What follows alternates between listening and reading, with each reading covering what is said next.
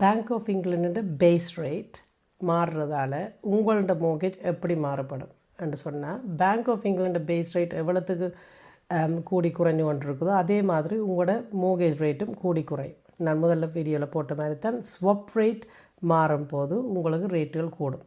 So bank of England base rate வந்து ஒரு ஸ்டேபிளாக ஒரு நிலையில் இருந்துச்சுன்னு சொன்னால், மோர் லைக்லி எங்கள்ட மோர்கேஜ் ரேட்டும் அதே மாதிரி ஒரு ஸ்டேபிளான நிலையில் இருக்கும். அப்போ நாங்கள் ப்ரிடிக்ட் பண்ணலாம். ஆனால் bank of England base rate வந்து கூடி குறைஞ்சு கொண்டு போதண்டா இப்போ வந்து 3.75 இருக்குது.